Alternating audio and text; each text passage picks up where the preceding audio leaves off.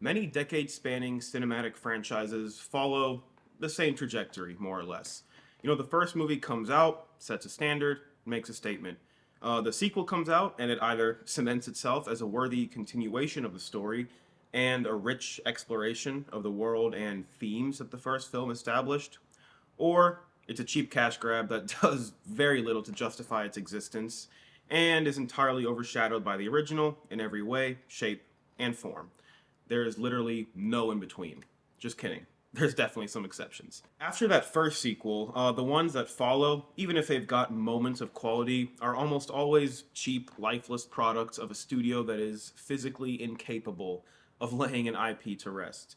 Again, definitely some exceptions. I'm oversimplifying things. I mean, look at the Scream franchise. We have, what, 7 movies about people dressing up in a cheap ass Spirit Halloween costume and embarking on a killing spree, and somehow the worst that franchise has to offer is still respectably average. So, after a few of these sequels come out and completely disrespect the household name, the franchise goes dormant for a while. Not because the studio realizes it's finally time to let it die. Oh, no, no, no. But rather, so they can figure out the best way to revive the damn thing later on down the road, in a way that will hopefully make us forget about all the trash that we were served from the franchise name up until this point. When this revival inevitably does arrive, it takes on a variety of different forms depending on the franchise. Sometimes it's another sequel that also acts as a soft reboot of sorts. Other times, it's a hard reboot that wipes the slate completely clean in an attempt to start over. Or some franchises recently have taken the approach of, hey, remember all of our shitty sequels? Yeah, those actually never happened. Here's a direct sequel to the last good movie in our franchise, like Halloween and Terminator did. Almost every single franchise that goes on for like 10 to 15 years or so eventually faces something of an identity crisis. So naturally, what's the next course of action? Take influence and inspiration from the only movie in the franchise that almost everyone can agree was the best, the original. Which brings me to Alien Romulus, a film that doesn't try and reboot the franchise or shake up the canon in any significant way. Rather, it's an innocent little addition to the timeline taking place between the first 2 films of the franchise. The ones that everyone agrees are the best. This is the first method the movie employs in its journey to success. I do wonder what the turnout for the film would have been like if it took place between, 3 and Resurrection, for example. But by far the biggest factor that works in this movie's favor is that it strips away almost all of the expanded lore and mythology behind the later sequels of this franchise and instead serves up something more safe and familiar that doesn't mess with much in the way of new ideas. Basically, Fede Alvarez took the if it ain't broke, don't fix it approach, except that in doing so, he kind of did fix it. Let me explain. I'll come back to Romulus in just a sec, but let's make one more quick comparison, this time to a franchise that actually got to mingle with Alien on more than one occasion. Y'all remember that 2018 Predator movie? Yeah, that one. The one that you probably forgot exists. Sorry to remind you. Yeah, everyone hated this movie. And based on the reception, one would think that film was the final nail in the coffin for the Predator franchise. And yet, 4 years later, we got Prey, a prequel to the original film that almost everybody hailed as a much needed revival and return to form for the franchise. But why? Why did it work so well? Because there weren't any big ideas being explored here. It didn't try to add anything significant to the world and lore of Predator. Instead it served up an experience that was pretty damn similar to the original Predator film, complete with its homages and repetitions of certain lines of dialogue, but it was still considered a course correction that fully realized why audiences were drawn to these movies in the first place.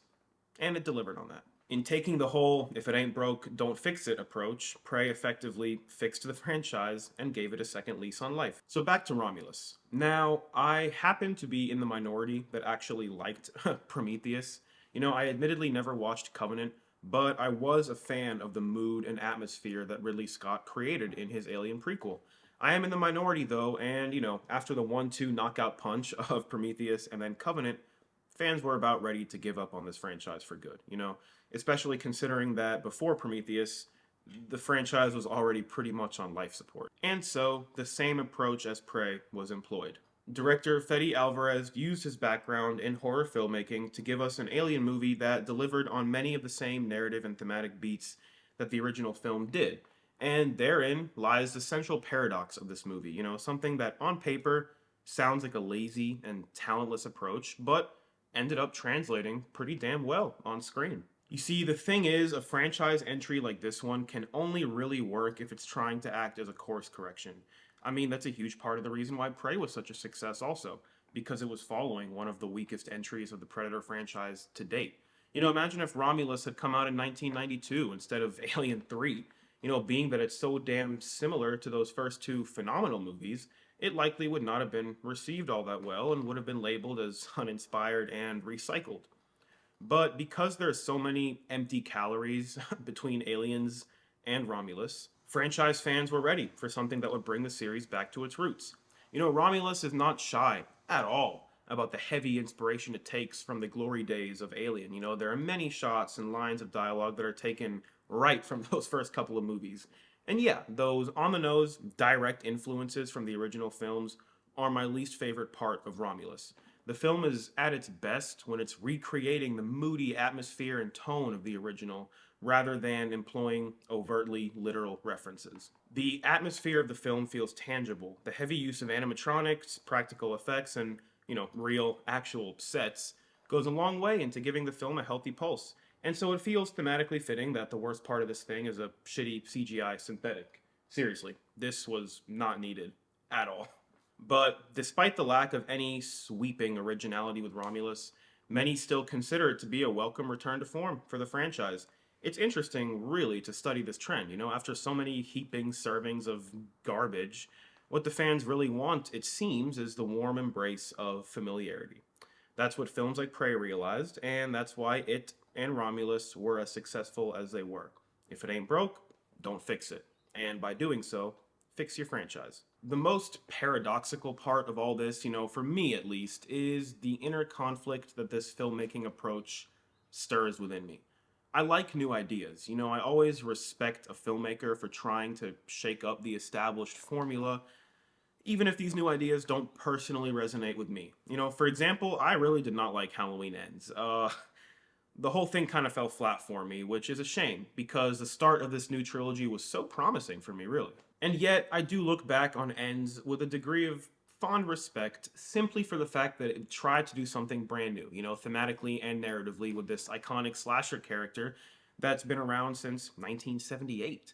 The result didn't work for me, but I give points for effort. And now, once Michael Myers is brought back from the dead once again for the inevitable sequel boot, 5 whatever years down the road, I'm almost certain that what we get is going to be something more in line with the 1978 original rather than a venture into even newer ideas and themes.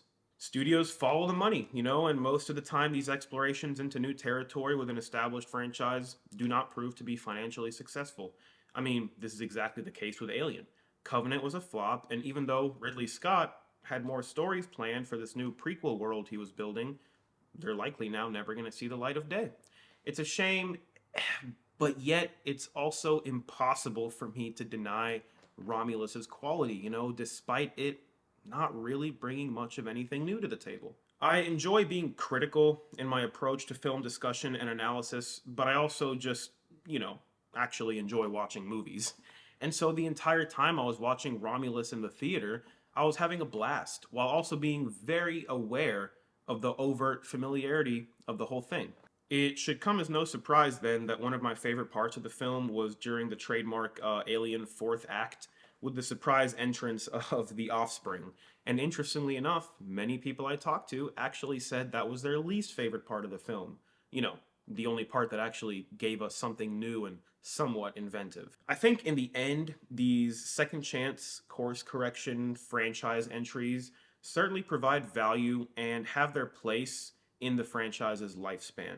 But I do also worry that audience reception and box office numbers lean far too much in favor of these safer movies, and as more time passes, the opportunity for filmmakers to try and bring new things to an established franchise will become scarcer and scarcer. It's clear that Fede Alvarez is a passionate fan of the Alien franchise. You can feel it in every frame, in the overt homages, in the tone and atmosphere he creates with the film, and especially with the heavy use of practical effects. And I recognize how important a safe movie like this is to the Alien name. because now people seem to actually be interested in the franchise again. You know, me, I was never like a die-hard, devout Alien fanatic. I really like the first two movies.